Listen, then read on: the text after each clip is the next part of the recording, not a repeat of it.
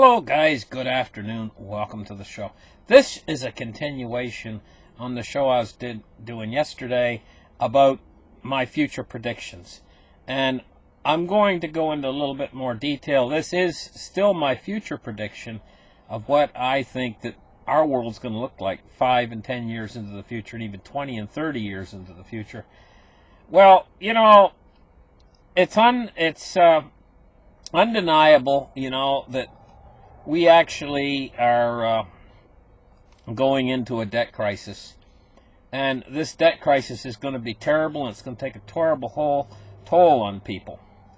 Now, I'm going to turn the charts on right here, and we're going to take a look at total global credit market debt owed. Now, the line you want to look at is the purple line, the one that's going up really high. And this chart only goes out to the year 2015. Of course, that's 4 years ago. But what we can actually see by this is what's called a hockey stick, because it's shaped like a hockey stick, and it goes straight up. And it's still been going straight up ever since this chart was made. World total debt is reaching a point where it's unsustainable, and what that basically means is that it can't go on this way. It's going to end, and it's going to end rather badly. And how it's going to end is, it's going to end with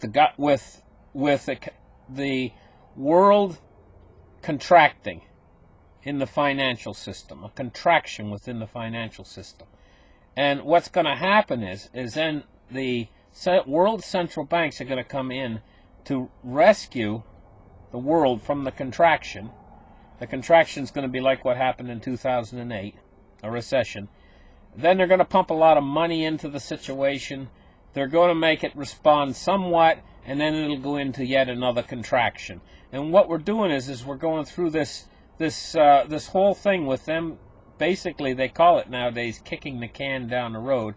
Is basically they're never letting the system actually deleverage.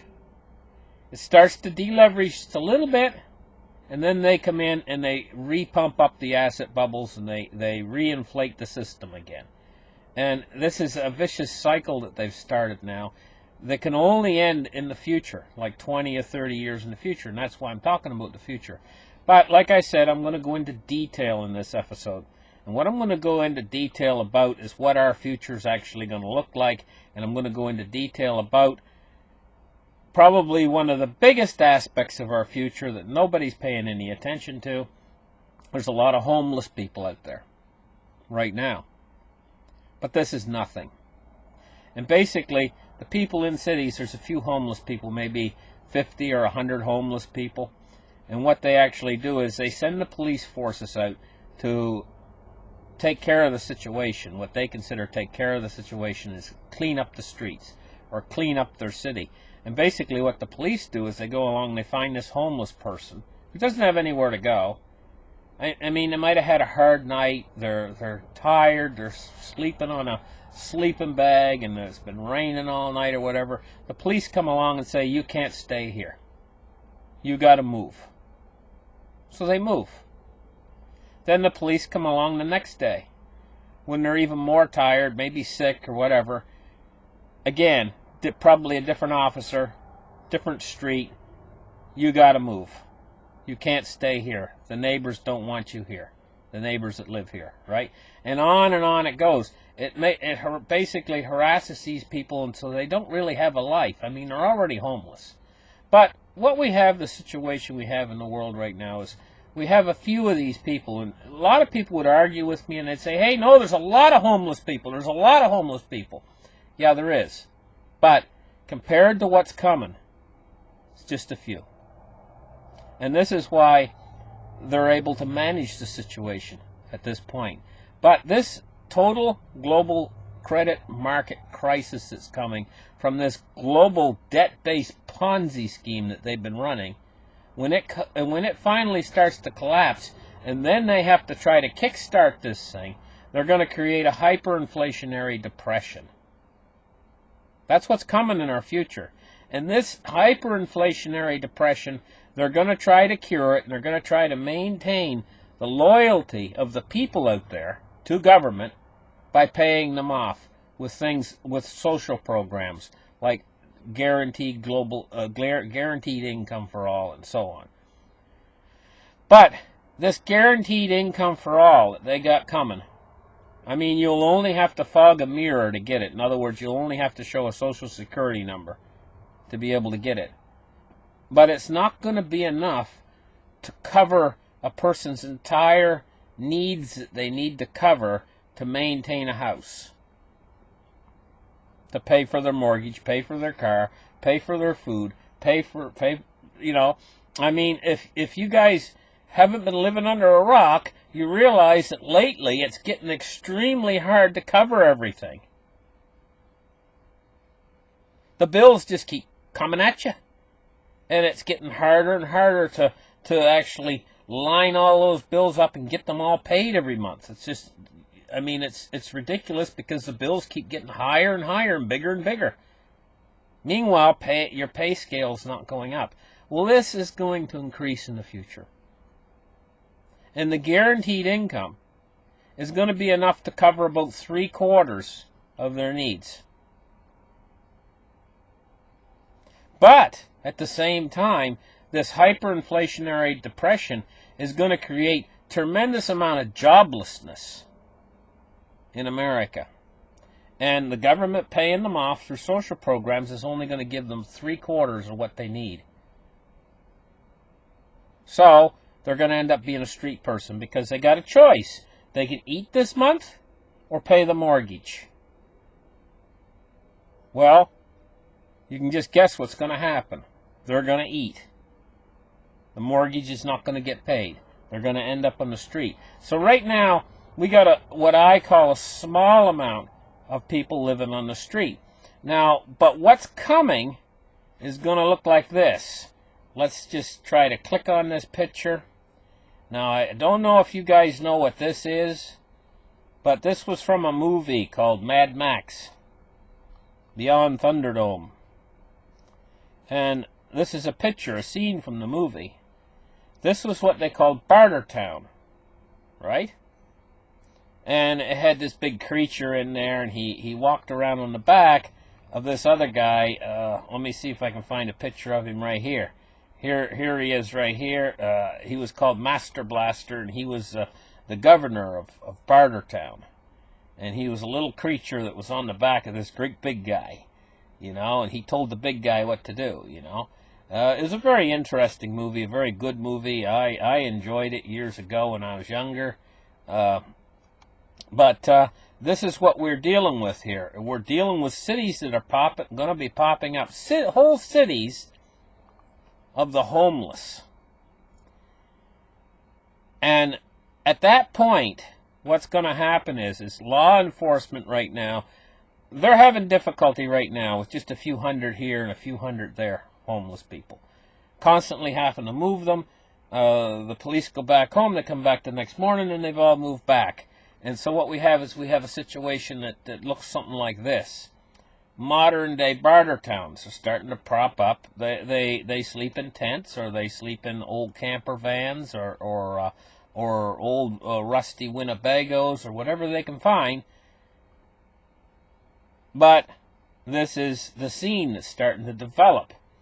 We got a few other pictures here. Here's another picture right here of this sort of scene that's developing, these camps that they're starting to set up. This is because this shows already what's happening with the economy. This paints a picture of our economy. That we're already having people that are starting to fall through the cracks, and they can't cover all their payments. Or they might get a little bit sick or whatever, and they end up in these type of situations. It's not the people's fault. It's the fault of the system. The system is broken right now, and it's only going to get a lot worse as we head into this economic crisis. So what's the end game in all of this? The end game is we're around just about every city in the United States, Canada, everywhere you go. These homeless cities are going to be popping up. And they're not going to be like we have now. I wouldn't call these cities what we have now, a few hundred people camping or whatever. I wouldn't call it a city. What we're going to see is we're going to see massive amounts of people who just can't meet their payments. They're going to end up in these sort of places, in these sort of situations, and it's going to be too much for law enforcement. It's going to be too much for anybody to move them all, because where are they going to go? We're talking about hundreds of thousands of people in each one of these encampment-type cities, and the government is going to be sending these people checks every month. They're not going to need to have a place of residence in order to collect these checks, because the alternative for the government is to try to support them themselves, and there's just going to be too many. It's going to overwhelm agencies like FEMA, who have set up camps for these kind of situations, but it's not going to cover it. This financial crisis is going to make so many refugees and so many homeless that we're going to have situations where there's just no place for them to go, and there's quite literally, on every major city like New York might have 300,000 of these people. And then you move to the next city like Philadelphia, 150,000 of these people. And you move to the next city. Every big major city just on the outskirts will probably be one of these camps. And they're going to be absolutely huge with hundreds of thousands of people in them.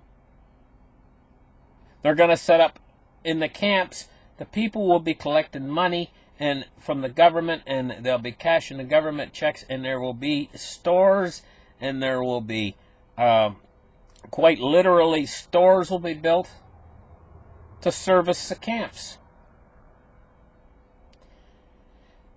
You're going to find that law enforcement will not even probably want to go into these camps.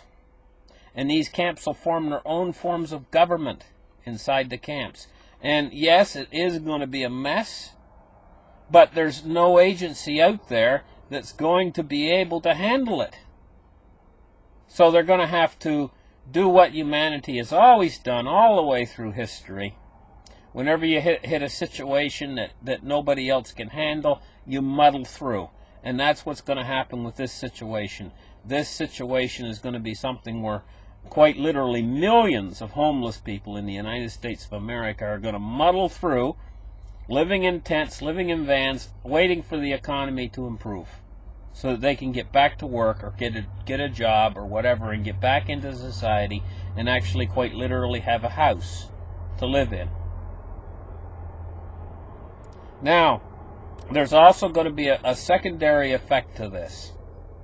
There's going to be people that have a house. This situation is going to be so overwhelming, so large, that there's going to be areas in the cities where people do have houses that they can't pay the mortgage on, and the bank puts a lien against the house, and it might be whole streets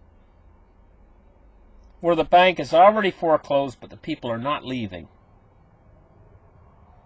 And if you get enough of this, if you get thousands, and quite literally in every city, thousands of homes where the people are late on their mortgage or whatever, and they're not paying it, and the bank is trying to foreclose, but the people are squatting and they're not leaving, if they're all doing it, all across America, law enforcement just can't keep up anymore again.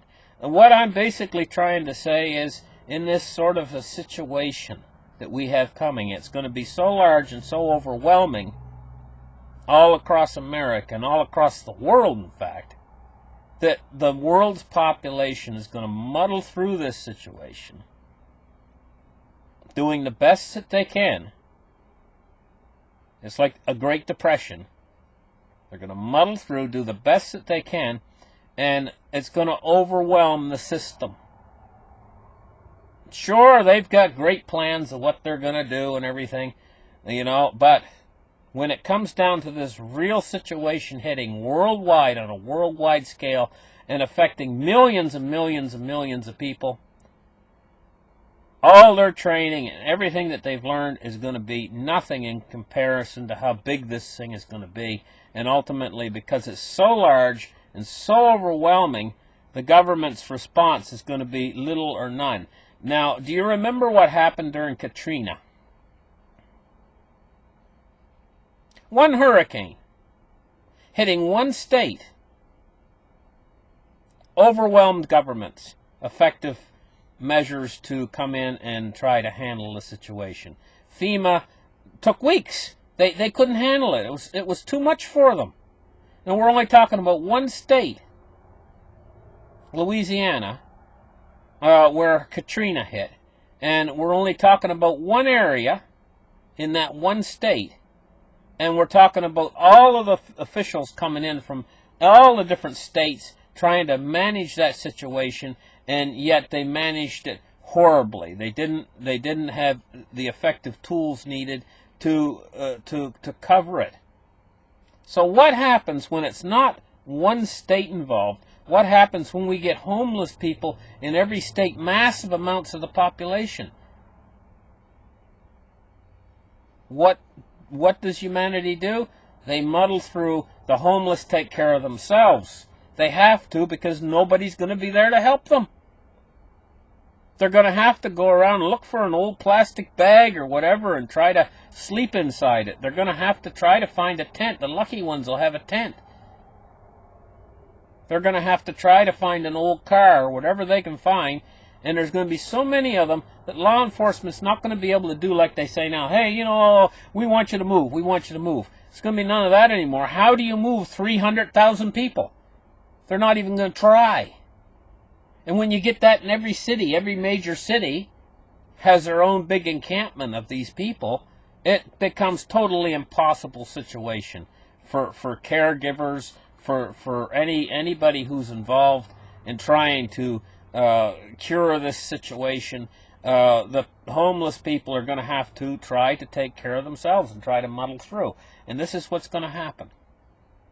So we're also, at the same time, we're going to have whole areas, whole blocks, whole different sections within cities where all of the people that live in those sections of the city can't meet their mortgage payment and the bank is trying to foreclose, but there's going to be so many foreclosures that it's going to overwhelm the system as well, and they're not going to be able to even complete the process. It's going to overwhelm the system. There's going to be too many foreclosures, and they're not going to be able to send out the police to oversee the foreclosure because it's just going to be too much. In other words, we're going to foreclose on your house, but wait in line. It might take us 2 years to get around to you. Do you think those people are going to move out of their homes? No. They're going to sit tight. They're going to say to themselves, hey, you know what?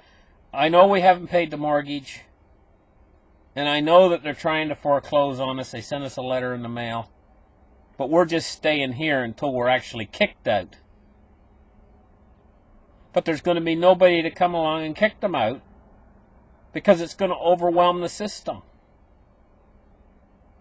They might be waiting for months for somebody to come and kick them out, and there's going to be nobody that's going to show up to kick them out. And this is going to be happening all across America. But these people are going to be sympathetic because they're the same people that are going to be homeless. They're in the same boat, basically, I'm trying to say. Now, when the part of the population starts to get up toward 50% of the people in America that are in these kind of situations, either being foreclosed upon or having to live out of a camper van, when the population starts to get up near 50%, and we might be looking out quite a ways into the future at this point, because you're going to find that this progresses where the haves get to be a fewer and fewer minority with more and more of the wealth, and the have-nots get to be more and more of the population with less and less of the wealth. This effect is going to continue, and it's going to advance into the future. When the part of the population who doesn't have the wealth gets higher than 50%,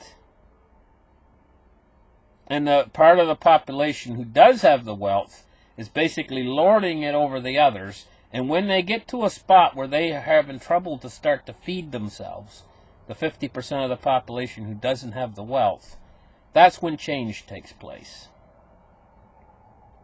Of quite often through history, that sort of change has been very quick when it finally does happen, and very disruptive.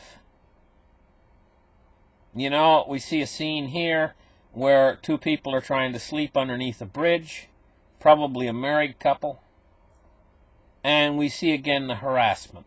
There a guy's come up, he's got a holster on his hip, you know, and we see the harassment again. You've got to get out of here, you can't stay here. Well, they're like saying, where are we going to go? And he's like, well, I don't care, you can't stay here. And they say back, well, we have to stay here. And he says, well, if you stay here, you're going to get arrested. And they're tired, they're sick, probably haven't been fed, had to sleep out in the cold and out in the rain. He's had a nice warm bed at night. And he's coming up there, you can't stay here. You see? Now, the way it is right now, you've got homeowners coming up to these poor people who have no home, and they're like, you got to get out of my yard, you can't stay in my backyard, whatever. You got to get off of our street, whatever. Right now, these people are very possessive of their homes, they're very possessive of their yards. What we're looking at in the future is a lot of these people that are possessive right now, they're going to find themselves amongst the ranks of the homeless in maybe 2 or 3 years from now. Because the ranks of the homeless are going to grow, and this is the point where it starts to overwhelm law enforcement. They're not going to be able to keep up. There's just too many. This is the crisis we have coming. And so some of these people that are within law enforcement might lose their jobs as well in the crisis and end up being on the street and having some other guy who's still in law enforcement tell them they got to get moving. And he says, well, you know, I used to be just like you. You know, I did the same thing you're doing to other people. I told them to get moving. And he might say to himself, well, gee, you know, it's karma coming back on me. Because that's what I used to do, the same thing you're doing, he might say to the guy, you know, that comes to tells him to get moving. But I mean, this whole thing is going to blow out of control. And it's all part of the crisis that's coming. And this is where it gets interesting. Like I say, once we get over 50% probably of the population who are basically don't have a home, don't have a meal, don't know where they're going to get their next meal, that's when we get change. It comes swiftly at that point. How long does it take the crisis to get us to that point? Well, we're just in the beginning phases of the crisis, and the crisis is going to be a slowly unfolding crisis. It's almost like watching an old man fall. You know, he falls very slowly. Oh, I'm falling! I'm falling! Oh, I'm still falling! That's what the crisis is like. It takes its good-looking time getting to where it's getting. But as it unfolds, we're going to see inflation increase and increase and increase. The cost of living go up and up and up, and wages aren't going to keep up with the cost of inflation. And that's when we're very slowly, over a period of months, that's when we're going to see the amounts of homeless people start to increase drastically, along with the price of everything in the store going up drastically. Thank the world central banks for creating this situation with their fiat monetary Ponzi scheme to begin with. It's not going to end pretty. Unless you really like camping out. Unless you're crazy about hardship and you really love camping out, this is not going to end pretty. This is going to be barter towns springing up all across North America, but a lot bigger than the original barter towns from the movie. These are going to be cities that possibly have a population of some of the larger ones might have 500,000 homeless people. Impossible to try to move them all out. Those are the size ones when they get that big, where they'll probably have stores and everything that'll pop up because the people in these homeless places, the government will be needing about 3/4 of their actual budget that they actually need to maintain a house. And so, because they're not maintaining a house, then they'll have enough money for food, they'll have enough money for other things, and they'll need food and stuff like that, and you'll see stores spring up. These stores might be built makeshift even, but nobody's going to be there to enforce the law to say, hey, you know what, city council says that you got to have a building inspector come in here and work on this and build this store. Well, inside these new barter town cities that'll spring up, they're not going to be able to bring a building inspector in because these places are going to have their own laws. The police won't even want to go in. They'll be scared to go in. The homeless people that live in these type of cities, they'll have their own laws. This is like something from a science fiction movie. It's like going back. What it's going to be, actually, when you get this many homeless people, it's like going back to something like Escape from New York. They made a movie years ago called Escape from New York, where they turned New York into a penal colony of some sort or another, the whole city of New York, and they put a giant fence around it. You know, I mean, listen, thank you guys for listening, but I truly believe that this situation is coming, where the amount of homeless people in the world is going to increase drastically, and it's all going to be thanks to this financial crisis. So if you want to know what the financial crisis is really going to look like, it's not going to look like Mad Max. It's going to look more like these pictures I'm showing you right here. This is what the financial crisis is going to do. It's not going to put us into a post-apocalyptic world. There's still going to be parts of town, parts of your city might look like this, and other parts of your city might look exactly like they look now. Your stores are still going to function. Your electric lights are still going to come on. There's still going to be police service. There's still going to be ambulance service if you can still maintain your home. But there's going to be this in one part of town. You'll be able to drive through one part of town and you're going to see this. And you're not going to be able to get rid of it. It's going to grow and it's going to overwhelm everything, where there's just too many of these homeless people everywhere, and nobody's going to be able to take care of them. They're going to have to take care of themselves because it's going to be such a big problem. There probably will be people that come along and try to help them, but they're going to be overwhelmed by the situation. It's just going to be too large for anybody. And that's because this crisis is going to make this situation. It's going to intensify it to the point where whole cities are going to be homeless. Thank you guys for listening. Like and subscribe, and we'll catch you guys in the next show. Bye-bye, guys.